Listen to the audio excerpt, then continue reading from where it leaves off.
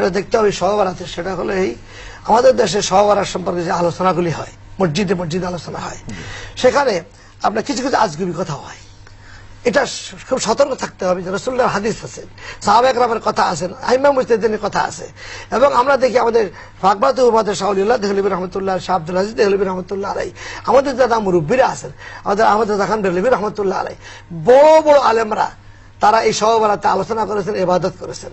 আমাদের দেশে জৈনপুরি বলেন, শর্ষিনী বলেন, পুরপুরি বলেন, তারপরে ফুলতলি বলেন, তারপরে আমাদের দেহলভীর ফলোয়ার যত তরিকতের সিলসিলা আছে সবাই শবে বরাতের পক্ষে ইবাদত করেন বলেন। এখন দুই চারজন যারা বিরোধিতা করেন, এদের দলিলও নাই, এদের যুক্তিও নাই। ইভেন খোদ সৌদি আরবে মক্কা মদিনা শরীফ শবে বরাত উদযাপিত হচ্ছে, এটা নাই ওখানে বলতে হবে না। রাষ্ট্রীয়ভাবে তারা সেভাবে করতে দিচ্ছে না। এটা ইদানিং 800 বছর পর্যন্ত হেরেম শরীফে প্রতি বৃহস্পতিবারে আপনার মিলাদ মাহফিল হয়তো হাজার হাজার মানুষ নিয়ে হেরেমের ইমামকে নিয়ে, এটা কিতাবে রেকর্ড আছে। আর প্রতি আপনি যেটা যে আবারটা ওয়াহলু মক্কা ইউআযিমুনাহু, এটা কিন্তু আপনার ইতিহাস যে মক্কাবাসী, মক্কার বাসিন্দা যারা, এরা এই লাইলাতুন নিসফি মিন শাবানকে যার পর নাই তাজিম করতে, এরা সম্মান করতে, উদযাপন করতে, ইবাদত করতে এই রাত্রির মধ্যে। এটা তো মক্কা শরীফের হিস্টোরি। এখন এই 1400 বছরের হিস্টোরি বাদ দিয়ে অধুনা হিস্টোরি, বর্তমান হিস্টোরি, এটা আর কি মূল্য হতে পারে, এটা বলাই বাহুল্য। আমাদের সময় প্রায় শেষের কাছাকাছি চলে আসছে। আসলে দর্শক, আমাদের একটা জিনিস ভাবতে হবে, সেটি হচ্ছে যখন আদম আলাইহিস সালামকে আল্লাহ রাব্বুল আলামিন সমস্ত ফেরেশতাদেরকে সিজদা করতে বললেন, সব ফেরেশতা সিজদা করলো এক্সেপ্ট শয়তান অর্থাৎ লুসিফার, যার নাম হিস্ট্রিয়ানরা লিখেছেন লুসিফার। এই লুসিফার একমাত্র সে বলেছিল যে আমি শ্রেষ্ঠ, আমি কেন শয়তান, আমি তাকে কেন সিজদা করব। একটি এরকম ভাবেই আমরা দেখতেছি হাজার হাজার তাফসীর কারকগণ এবং অনেক হাদিস, এই এতগুলো নির্ভরযোগ্য 8টা কিংবা 5টা নির্ভরযোগ্য, যেখানে একটা হাদিস যথেষ্ট, সেখানে নির্ভরযোগ্য সহিহ হাদিস 8টা কিংবা 5টা সহিহ হাদিস এসেছে, সেখানে আমরা এটিকে কিভাবে অস্বীকার করি বা কিভাবে মানুষকে নিরুৎসাহিত করি। আসলে একটা লোক যদি আল্লাহ তাআলার কাছে যায়, আল্লাহ তাআলার সান্নিধ্য পাওয়ার জন্য মসজিদে যায়, এই রাত্রে সারা বছর সে ইবাদত করলো না, সারা বছর তার ভাগ্যে গুনাহ লেখা হচ্ছে, কিন্তু একটা রাতে যদি সে এই 2 রাকাত নামাজ পড়ে আল্লাহর কাছে হাত তুলে কাঁদে, আল্লাহ তাআলা বলছেন আমার তার চোখের পানি, আমার কাছে মানুষের 3টা জিনিস প্রিয়, এক হচ্ছে তার সেজদা, 2 নম্বর হচ্ছে শহীদের রক্তের ফোঁটা, আর 3 নম্বর হচ্ছে মানুষের চোখের পানির ফোঁটা।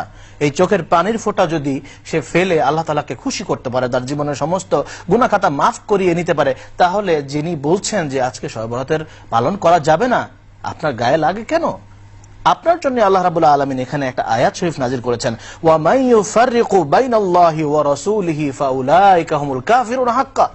বলছেন যে আল্লাহ এবং রসুল থেকে যদি কেউ বান্দাকে দূরে সরায় রাখার চেষ্টা করে, তাদের মধ্যে যদি পার্থক্য সৃষ্টি করার চেষ্টা করে, তাহলে আল্লাহ বলছেন ফাউলাইকা হুমুল কাফিরুন হাক্কা, তারা হচ্ছে অরিজিনাল কাফের, ওই হুকমান কাফের না। আল্লাহ তাআলার সাথে বান্দা যখন একত্র হওয়ার চেষ্টা করবে, মিলিত হওয়ার চেষ্টা করবে, মাধ্যমে কি? এই শবে বরাতের মাধ্যমে, শবে কদরের মাধ্যমে, মিলাদের মাধ্যমে, রোজার মাধ্যমে, নামাজের মাধ্যমে, তারাবির মাধ্যমে, তাহাজ্জুদের মাধ্যমে। এখন আমরা আল্লাহ তাআলার কাছে নামাজ পড়বো, নামাজ হচ্ছে সওয়াবের কাজ, এখানে আমি 20 রাকাতের জায়গায় কমায় 8 রাকাত করে ফেলি, তাহলে নিশ্চয়ই আল্লাহ তাআলার সাথে আমার দূরত্ব হোক, এটাই আপনি চান।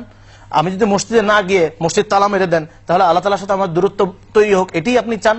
আল্লাহ তাআলার মানুষকে খাইয়ে যদি আল্লাহ তাআলাকে খুশি করতে পারি, কারণ মানুষ দোয়া করবে, আর মানুষের অন্তরের দোয়া যদি একবার আল্লাহ তাআলা কবুল করে ফেলেন, আপনার জীবনের সমস্ত গুনাহ মাফ করে দিতে আল্লাহ তাআলার কাউকে জবাবদিহিতা করতে হবে না। সুতরাং এই যে ভালো কাজগুলো করার থেকে যদি আপনি আমাকে বিরত রাখেন, তাহলে ওই যে আল্লাহ রাব্বুল আলামিনের আয়াত আপনার উপর প্রযোজ্য হবে। এটা আমার কথা না, আল্লাহ তাআলা কোরআন শরীফে বলে দিয়েছেন। সুতরাং বাবাজি আমার, আল্লাহ তাআলা এই যে রাতগুলো আমাদেরকে দেন বোনাস হিসাবে, আমরা কত ইবাদত করি, কবুল হয় কি না হয়, কেউ কি জীবনে কোনোদিন সিউরিটি দিতে পারবে? কোনোদিন দিতে পারবে না যে আমার ইবাদত কবুল হয়েছে।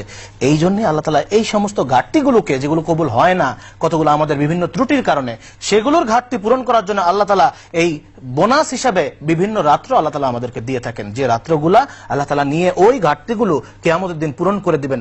যখন আপনি হাহাকার করবেন একটা মাত্র নেকির জন্য, তখন সেদিন আল্লাহ রাব্বুল আলামিন ওই যে টান দিয়ে একটা 2 ওয়াক্ত নামাজ, 2 রাকাত নামাজ আপনার সামনে উঠায় ধরবেন, যে বান্দা তুমি আমাকে মহব্বত করে, শবে বরাতের রাতকে মহব্বত করে এসে এই 2 রাকাত নামাজ পড়ছিলে, সারা জীবন নামাজ পড়ে নাই, যাও এই 2 রাকাত নামাজের যে ওজন, সেই ওজনের বিপরীতে তোমার সমস্ত গুনাহকে আমি আল্লাহ হালকা করে দিলাম। আল্লাহ তাআলা এইভাবে বিভিন্ন ওয়াসিলায়, বিভিন্ন ছুতায় বান্দাকে মাফ করে জান্নাতের ফয়সালা করে দিয়ে দিবেন। সুতরাং এটিকে অবহেলা করার কোনো রাস্তা নেই, অবহেলার কোনো কায়দা আমাদের কাছে নেই। আল্লাহ রাব্বুল আলামিন এই রাত্রে আমাদেরকে আল্লাহর রাসূল পাক সাল্লাল্লাহু আলাইহি ওয়াসাল্লাম যেভাবে পালন করতে বলেছেন, তিনি যেভাবে খুশি হবেন পালন করলে, আল্লাহ তাআলা যেভাবে খুশি হবেন পালন করলে, তা সেইভাবেই এই রাত্রিকে আল্লাহ রাব্বুল আলামিন আমাদেরকে উদযাপন করার এবং আমল করার, ইবাদত করার তৌফিক দেন। এ বলে আজকের অনুষ্ঠান এখানেই শেষ করছি।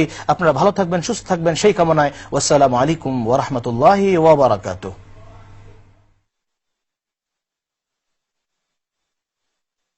গাছ